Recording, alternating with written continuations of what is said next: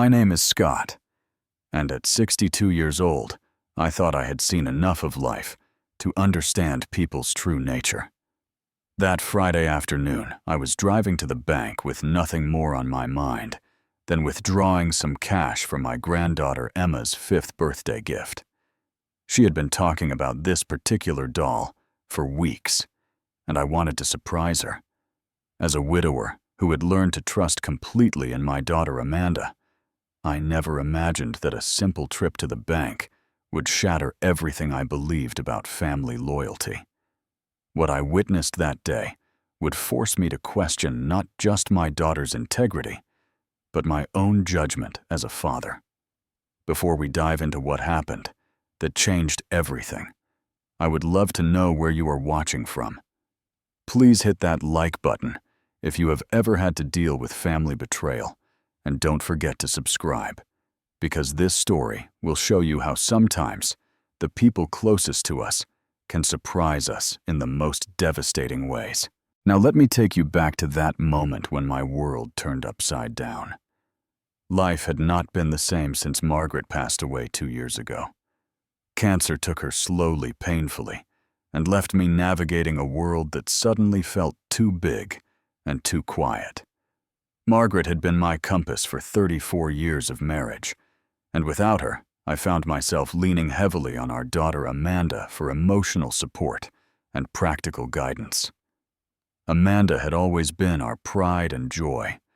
Even as a little girl, she displayed an intelligence that amazed teachers and a kindness that warmed everyone around her.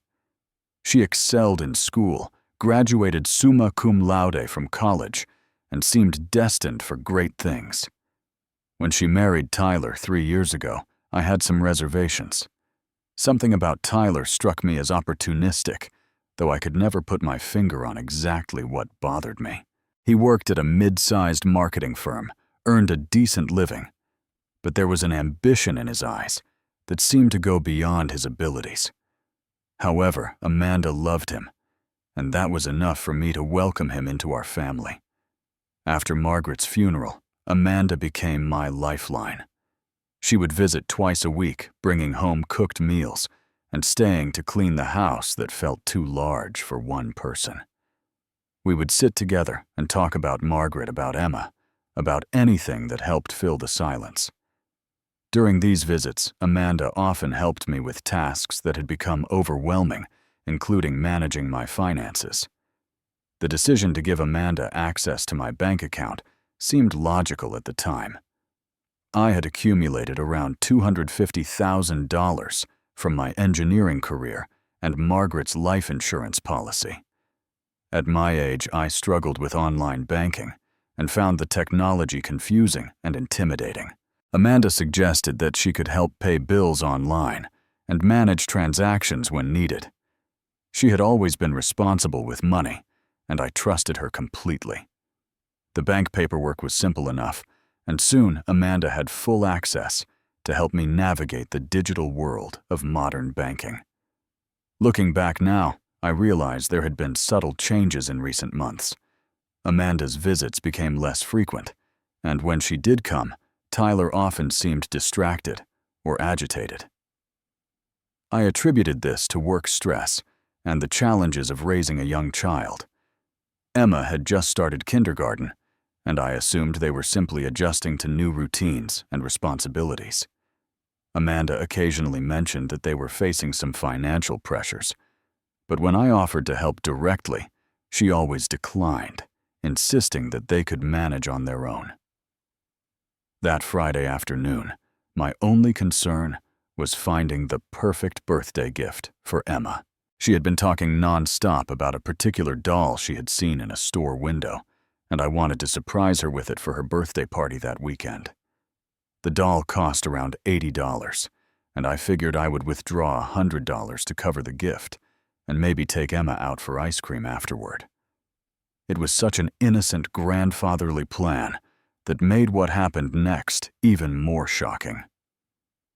The bank parking lot was busier than usual for a Friday afternoon, and I had to circle twice before finding a spot. Inside the ATM area was crowded with a line of at least 6 people, so I decided to go to the teller window instead. I had always preferred dealing with people rather than machines anyway, especially for anything involving my money. As I walked toward the customer service area, I noticed two familiar figures sitting at one of the consultation desks near the back of the bank. It took me a moment to process what I was seeing. Amanda and Tyler were there, dressed nicely, as if they had somewhere important to go, sitting across from a bank employee who was shuffling through paperwork. My initial reaction was pure joy. What a wonderful coincidence to run into them here. Perhaps we could grab lunch together afterward. I was about to call out to them when something in their body language made me pause. They were leaning in close to each other, and the bank employee speaking in hushed tones that seemed almost secretive. Tyler kept glancing around nervously, while Amanda appeared focused and determined. There was an intensity to their conversation that struck me as odd for a routine banking visit. Instinctively, I stepped behind one of the large decorative pillars that divided the bank's main floor. I told myself I was being silly, that there was probably a perfectly reasonable explanation for their presence here. Maybe they were opening a new account or applying for a loan, but something deep in my gut warned me to observe rather than interrupt. From my partially concealed position, I could hear fragments of their conversation with the bank representative. Tyler was asking about transfer procedures, and I heard him mention a specific amount, $30,000. The number hit me like a physical blow. That was a substantial sum, far more than Amanda and Tyler would typically have access to for routine transactions. Then I heard Amanda's voice clear and confident. "That is my father's money, but he has given me complete authority to manage it." The words froze me in place. She was talking about my money, my account, but I had given her no such instruction about transferring $30,000 anywhere.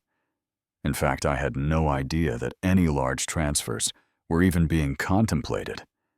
The bank employee, a professional-looking woman in her 40s, was nodding and reviewing documents. She seemed satisfied with whatever authorization Amanda was providing. I watched as Tyler fidgeted with his phone, occasionally showing the screen to Amanda. Even from my distance, I could see that they were looking at something that made them both smile. My heart began beating faster as the implications of what I was witnessing started to sink in. This was not a coincidence. This was not a routine banking visit. This was something they had planned, something they were doing deliberately, and something they clearly did not intend for me to know about. As I continued watching from behind the pillar, my initial confusion began crystallizing into something much more disturbing. The bank employee handed Amanda a form to sign, and I watched my daughter sign it with practiced ease, as if she had done this many times before. There was no hesitation, no uncertainty in her movements. This was clearly not her first time conducting this type of transaction. Tyler had his phone open to what appeared to be a car website. I could see him scrolling through images of luxury vehicles, and when he tilted the screen toward Amanda, her face lit up with excitement.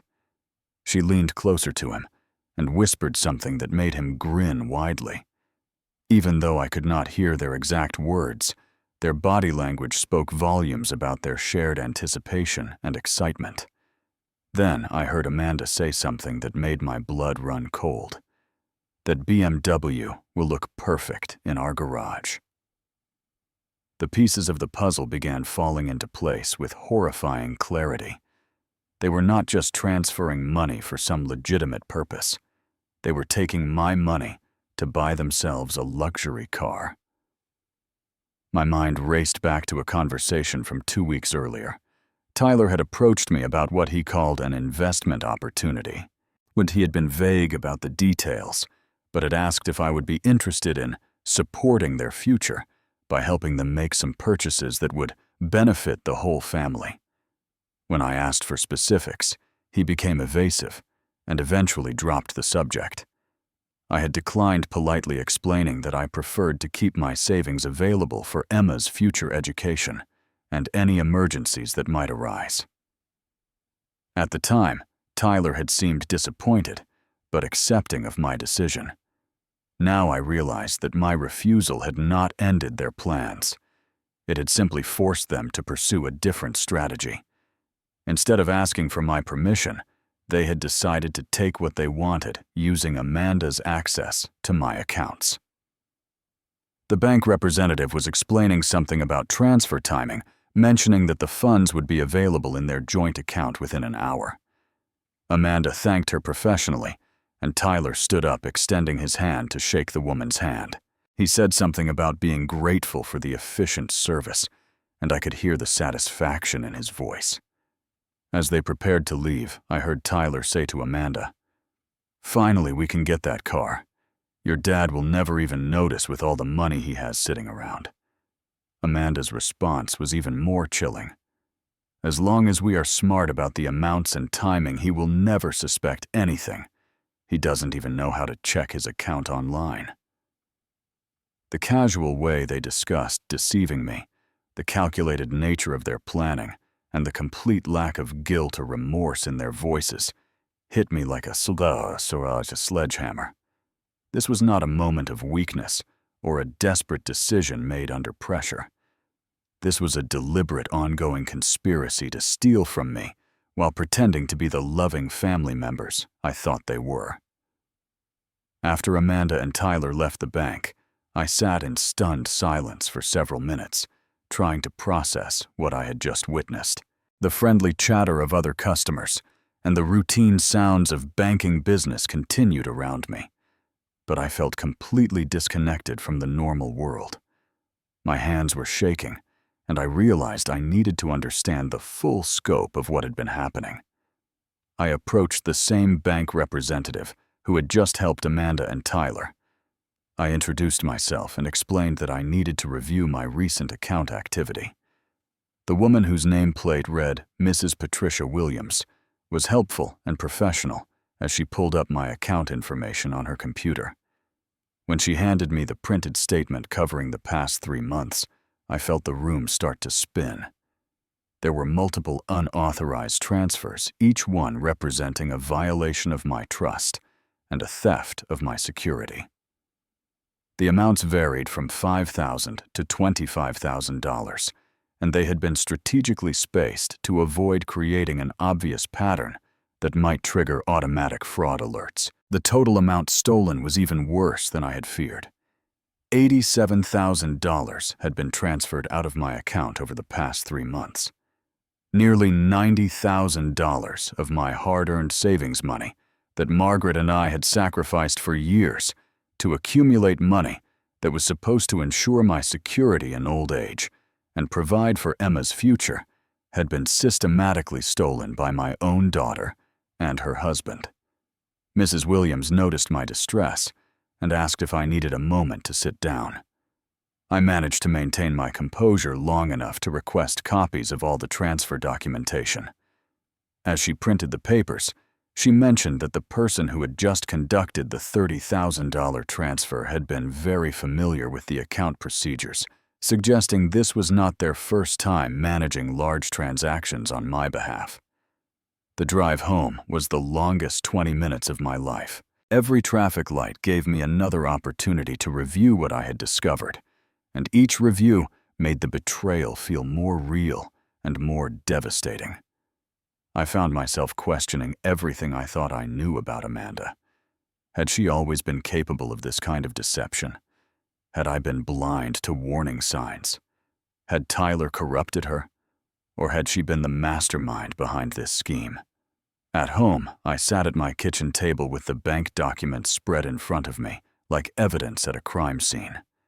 For the first time since Margaret's death, I felt completely and utterly alone. The daughter I had trusted with everything, the child I had raised to value honesty and integrity, had been systematically robbing me while pretending to care for my well-being. I spent the next several hours forcing myself to learn how to access my account online. It was frustrating and confusing, But my determination to understand the full extent of the theft gave me the motivation to persist. When I finally logged in successfully, the digital record confirmed everything I had seen on the printed statements. Amanda had been accessing my account regularly, always during times when she knew I would be unlikely to check always, in amounts that would not immediately alarm me, always with the calculated precision of someone who had planned every detail. That evening, my phone rang with Amanda's usual Friday night check-in call. For 30 years, she had called me every Friday evening to chat about the week and make plans for the weekend. Tonight, hearing her voice felt like listening to a stranger who happened to sound like my daughter. "Dad, how was your day?" she asked in the same warm, caring tone she had used thousands of times before. "Did you do anything interesting?" The irony of the question was almost unbearable. She was asking about my day as if she had not spent part of it stealing $30,000 from me. She was using the same loving daughter voice she had always used, even while actively betraying everything our relationship was supposed to represent. I forced myself to respond normally, though every word felt like swallowing broken glass. "Just ran some errands, sweetheart. Nothing too exciting." I could not let her know that I had discovered her scheme not yet. I needed time to think, to plan to decide how to handle this devastating situation. Amanda mentioned that she and Tyler were planning to visit me on Saturday with Emma, as they often did on weekends. She talked about Emma's excitement for her upcoming birthday party and asked if I needed her to pick up anything from the store for me. The casual normalcy of our conversation conducted while she was undoubtedly planning how to spend my stolen money made me feel physically sick. After hanging up, I spent the night staring at the ceiling, unable to sleep. Every memory of Amanda's childhood played through my mind like a movie I was seeing for the first time. Had I missed signs of dishonesty? Had I failed as a parent in some fundamental way? Or had Tyler's influence changed her into someone I no longer recognized by morning I had made my decision? I would confront them directly, but I would do it in a way that gave me some control over the situation. I would not let emotion overrule strategy.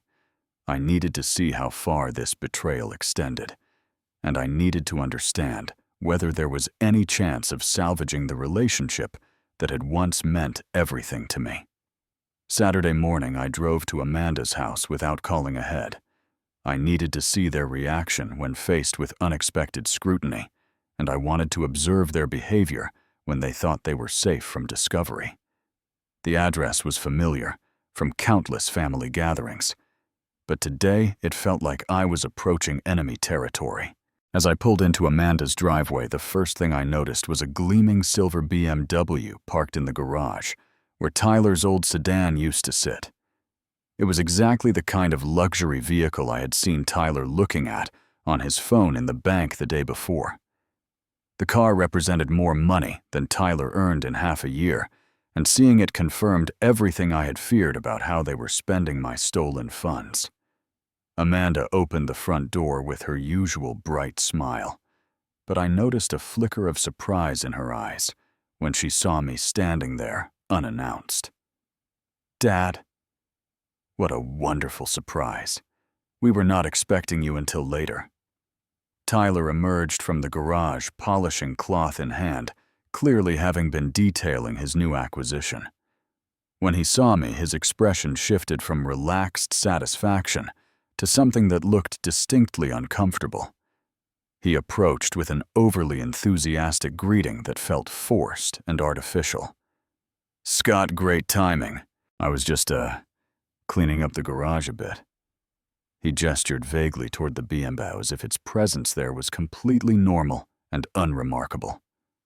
Emma came running toward me with the uninhibited joy that only a 5-year-old can display, wrapping her small arms around my legs and chattering excitedly about her upcoming birthday party. Holding her, feeling her innocent affection made the whole situation even more heartbreaking. She had no idea that her parents were thieves, that the comfortable life she was living was built on stolen money, that the grandfather she loved was being systematically robbed by the people who were supposed to protect and care for her. I knelt down to Emma's level and hugged her tightly, using the moment to compose myself before addressing the adults who had betrayed me. When I stood up, I looked directly at Tyler and asked, "Nice car, Tyler. What did something like that cost you?" The question hung in the air like a challenge. Tyler glanced quickly at Amanda before answering, "Oh, it was not too bad. I got a really good deal from a friend who works at the dealership." I knew he was lying, but I wanted to see how elaborate their deception would become. That is interesting. What kind of deal I might be interested in something similar myself. Amanda stepped in, her voice carefully casual. "Tyler got a promotion at work, Dad. We decided to celebrate by upgrading from his old car. You know how much he needed something more reliable for his commute." Another lie delivered with the same loving tone she had used as a child when explaining why her homework was late or her room was messy.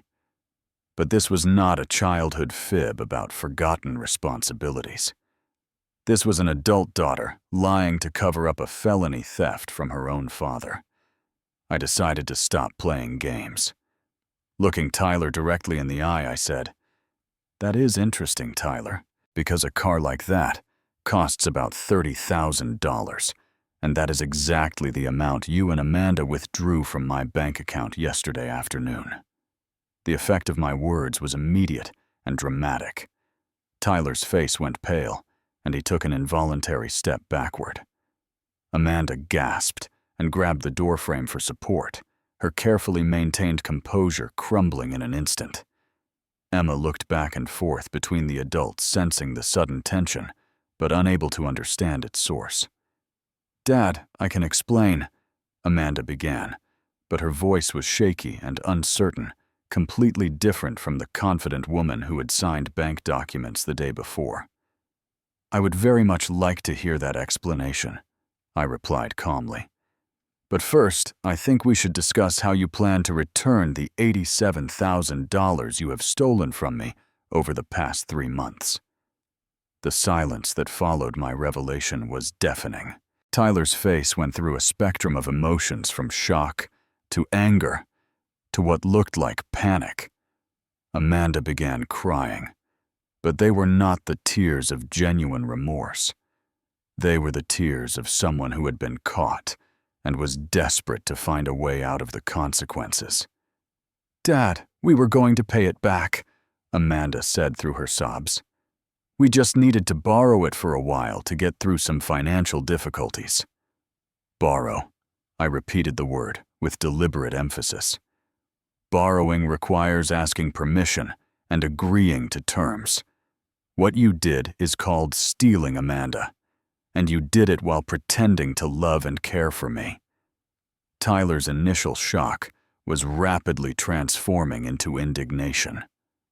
"Look, Scott, you have more money than you could possibly spend in your lifetime. You live alone in that big house, you do not travel, you do not buy anything expensive.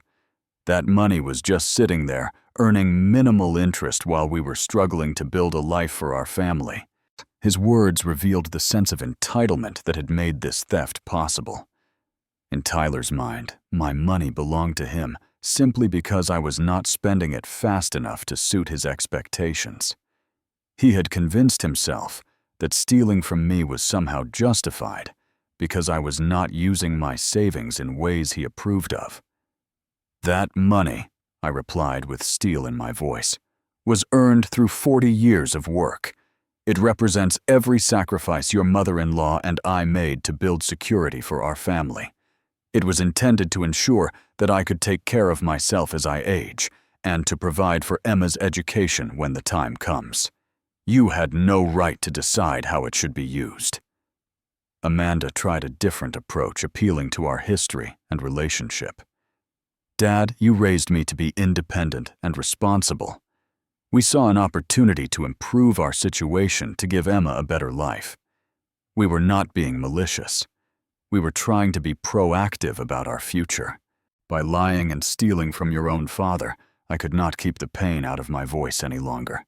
Amanda, I offered to help you financially on multiple occasions. You always refused, saying you wanted to make it on your own. But you were not making it on your own. You were stealing from me while pretending to have integrity. Emma was becoming increasingly distressed by the adult conversation she could not understand. She kept tugging on Amanda's shirt, asking why everyone was upset, why Grandpa looked angry, why Mommy was crying. The sight of my granddaughter's confusion and worry strengthened my resolve to handle this situation decisively. I pulled out my phone and showed them a screenshot of my online banking activity. I have documented every unauthorized transfer. I have copies of the bank records showing Amanda's signature on transaction authorizations. I have a paper trail that proves systematic theft over a period of months. Tyler started to argue, but I held up my hand to stop him. I met with my attorney this morning before coming here. You have 1 week to return every penny you have stolen. If you fail to do so, I will file charges for grand theft and bank fraud.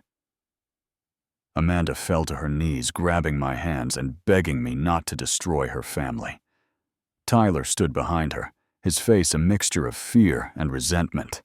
He clearly wanted to continue arguing, but the legal implications of the situation were beginning to sink in. Dad, please, Amanda pleaded. Think about Emma. Think about what this would do to her if her parents went to prison. We can work this out as a family. I looked down at my daughter. This woman I had loved and trusted completely, and felt my heart breaking all over again. Amanda. I did think about Emma. I thought about the college fund that your theft has diminished. I thought about the security her grandfather was supposed to provide that you have jeopardized. You should have thought about Emma before you decided to steal from her grandfather. The week that followed was the most difficult of my life since Margaret's death. Amanda called every day, sometimes multiple times, alternating between tearful apologies and desperate attempts at negotiation. Tyler, meanwhile, seemed to be hoping the whole situation would somehow disappear if he ignored it long enough. I spent those 7 days consulting with my attorney, documenting the full extent of the theft, and preparing for the possibility that I might have to follow through on my threat to pursue criminal charges. The legal paperwork was emotionally devastating to review, but it also clarified the magnitude of what Amanda and Tyler had done to me. On Wednesday of that week, Amanda came to my house alone. She sat in Margaret's favorite chair and wept as she told me about the pressure Tyler had put on her to access my accounts. She claimed that the theft had been primarily his idea, that she had been reluctant, but ultimately convinced by his arguments about our family's financial needs. I listened to her story with a heavy heart, but I also recognized it as another form of manipulation. Amanda was trying to shift the blame to Tyler, while positioning herself as a reluctant accomplice rather than an equal partner in the conspiracy. The bank records, however, showed that she had been the one with access, the one signing documents, the one making the actual transfers. Tyler might have been the instigator, but Amanda had been the executor. Dad, she said finally, we cannot possibly return all the money within a week. We have spent most of it on the car, on paying off credit cards, on furniture and other things we needed. Even if we sell everything, we might be able to come up with $60,000, maybe $70 at most. Then you will need to find a way to get the rest, I replied. Take out a loan borrow from Tyler's family. Ask your friends for help. I do not care how you do it, but you will return every penny, or I will let the legal system handle this matter. By Friday morning, they had managed to sell the BMW and several other expensive purchases they had made with my money. They brought me a check for $62,000 and a promissory note for the remaining $25,000 to be paid in monthly installments of $1,000 over the next 2 years. I accepted their payment plan, but I also insisted on having it legally documented, They would sign a formal agreement acknowledging the debt, and any missed payments would immediately trigger the criminal charges I had been holding in reserve. It was not the complete justice I deserved, but it was a start toward making me whole again. The process of rebuilding our relationship was slow and painful for everyone involved. Amanda and Tyler's initial approach was to act as if nothing had fundamentally changed, as if returning the money would simply reset our family dynamic to what it had been before. They were wrong. I changed all my banking passwords and security questions, removing Amanda's access completely. I also arranged for monthly statements to be mailed to my attorney's office, creating an additional layer of oversight and protection. The trust that had once existed between us was gone, and I knew it would take years, if ever, to rebuild anything approaching what we had lost. Amanda began coming to my house twice a week again, but now her visits were clearly motivated by guilt rather than love. She would spend hours cleaning, cooking, and doing yard work, as if physical labor could somehow atone for the emotional and financial damage she had caused. I accepted her help, but the easy conversation and comfortable companionship we had once shared was replaced by awkward silences and careful politeness. Tyler's attitude was different. He seemed to resent having been caught rather than regretting what he had done. His interactions with me became stiff and formal, and I could sense his continued anger about being forced to return what he clearly still considered money that should have been available to him. His presence in my home was no longer welcome, and I made that boundary clear. Emma, innocent of her parents' crimes, but affected by the family tension, became my focus for healing. I made sure that my relationship with her remained as normal as possible, continuing our weekly outings and maintaining the loving grandfather connection that meant everything to both of us. She was the bridge that kept our damaged family from completely falling apart. 3 months after the confrontation, Amanda and Tyler made their first monthly payment on schedule. 6 months later, they had paid back an additional $6,000 and had never missed a deadline. It was progress, but it was progress built on legal obligation rather than genuine remorse. The most significant change was in my own approach to family relationships. I had learned the hard way that love and trust are not the same thing, that good intentions do not justify harmful actions, and that setting clear boundaries is essential even with the people we care about most. I began helping Amanda and Tyler in ways that were transparent and controlled, offering to pay for specific expenses, like Emma's school costs or medical bills, but never again giving them unsupervised access to my resources. 1 year after discovering the theft during Emma's 6th birthday party, I watched my granddaughter blow out her candles and make a wish. Looking around at the small gathering of family members who had betrayed me, disappointed me, and ultimately taught me valuable lessons about the complexity of human nature. I realized that forgiveness was not a single decision, but an ongoing process. I had learned that protecting myself was not selfish, that demanding accountability was not unloving, and that rebuilding trust required consistent action over time, rather than empty promises and tearful apologies. The money they stole from me was being returned, but the education I received about family dynamics, personal boundaries, and the true meaning of respect was worth far more than any financial loss. Today, Amanda and Tyler have 18 months left on their repayment plan. Our relationship will never be what it once was, but it has evolved into something more honest and realistic. They know that my love for them does not equal blind trust, and I know that their mistakes do not define their entire worth as human beings. Sometimes the deepest wounds come from those we love most, but sometimes those same wounds can teach us the most valuable lessons about strength, dignity, and the true meaning of family accountability. The betrayal that shattered my faith in unconditional trust ultimately taught me that real love includes the courage to demand better from the people who matter most. Have you ever had to set difficult boundaries with family members who violated your trust? How did you balance forgiveness with protecting yourself from future harm? Share your thoughts in the comments below. If this story resonated with you, please give it a like and subscribe for more real-life experiences about family relationships and the lessons that shape our lives. Thank you for listening to my story. And remember that sometimes the strongest thing you can do is refuse to enable the people you love most. Until next time, take care of yourselves and the people who truly deserve your trust.